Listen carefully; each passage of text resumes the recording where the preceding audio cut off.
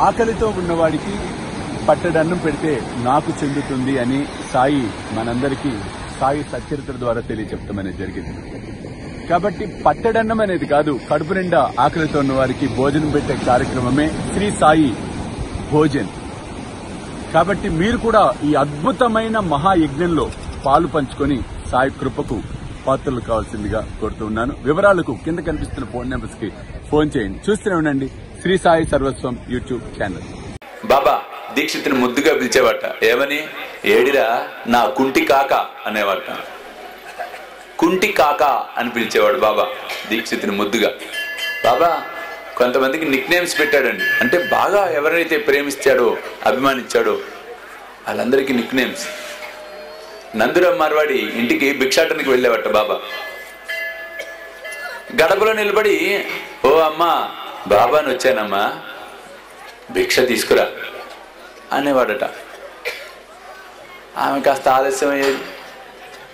మరలా, ఓ అమ్మా బాబాని వచ్చానమ్మా, భిక్ష తీసుకురా. మళ్ళీ వినిపించుకునేది కాదట. అప్పుడు బాబా అనేవాట, ఓ నత్తమ్మాయి బాబా వచ్చాడమ్మా భిక్షత అంటే ఆమె పాప నవ్వుకుంటూ వచ్చి బాబాకి రొట్టెలు వేసి వెళ్ళేదట. నత్తమ్మాయి అని పిలిచేవాడు. కారణం ఆమెకి నత్తి ఉండేదట. అట్లా ముద్దు పేర్లు పెట్టి బాబా పిలుస్తూ ఉండేవాడు. అబ్దుల్ బాబాని ఏం పిలిచేవాడో తెలుసా అండి? ఏడిరా నా పాకివాడు అని పిలిచేవాట. కారణం మలమూత్రాలన్నింటినీ శుభ్రం చేసేవాట అబ్దుల్ బాబా. అంతంత గొప్ప గొప్ప సేవలు చేశారండి సాయి భక్తులందరూ. వెనక ఉన్న మహానుభావులందరూ ఎంతో గొప్ప సేవ చేసినటువంటి వారు బాబాకు. అందుకే వారు బాబా సరసాన్ని అటు ఇటు నిలబడటం అనేది జరిగింది. అది మామూలు విషయమా? బాబా స్థానం ఇవ్వటం గొప్ప విషయం. అది ఆయన అనుమతి లేనిది ఏం కావు. అటువంటిది షిరిడీలో బాబా సమక్షంలో వారందరి చిత్రపటాలు పైన అలా పెట్టారు అంటే బాబా అన్న మాట యథార్థమైంది. బాబా సమాధి ఏం చెప్పాడు? మనమందరం ఈ మందిరంలో ఆడుకుందాం రా అన్నాడు బాబా. మనమందరం ఈ మందిరంలో ఆడుకుందామన్నాడు. వేలాది మంది సాయి భక్తులు ఎదురు చూస్తూ ఉన్న ఘడియలు మరలా రాబోతూ ఉన్నాయి.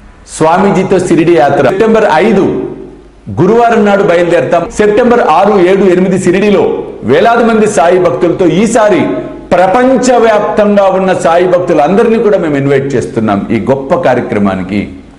కాబట్టి మీరు నాతో రావాలి, ఈ యాత్రలో పాలు పంచుకోవాలి అనుకుంటే త్వరితగతిన కింద కనిపిస్తున్న ఫోన్ నెంబర్స్ కి ఫోన్ చేసి మీ టికెట్స్ రిజర్వ్ చేసుకునే ప్రయత్నం చేయండి.